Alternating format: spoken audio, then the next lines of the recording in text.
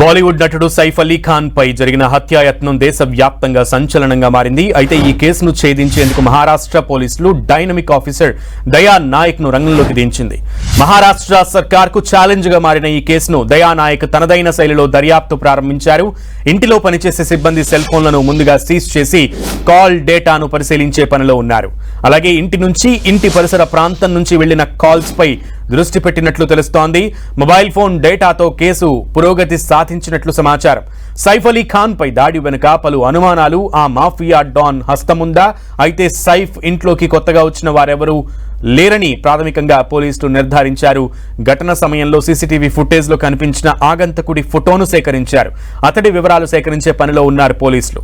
నగరంలోని నేరస్తులను పిలిపించి ప్రాథమికంగా విచారణ చేపట్టినట్లు తెలిసింది. దాంతో ఈ కేసు త్వరలోనే ఓ కొలిక్కి వస్తుందని పోలీసులు అంచనాకు వచ్చారని సమాచారం.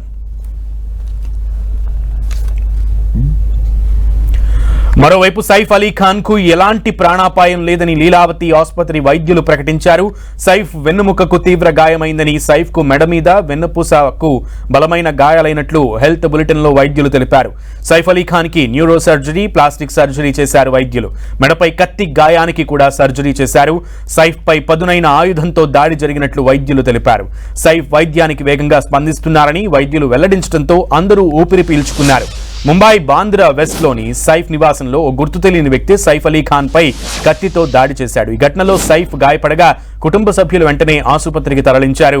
లీలావతి ఆసుపత్రిలో సైఫ్ చికిత్స పొందుతున్నాడు. ఈ దాడిలో సైఫ్ అలీ ఖాన్ కు 6 చోట్ల గాయాలయ్యాయి.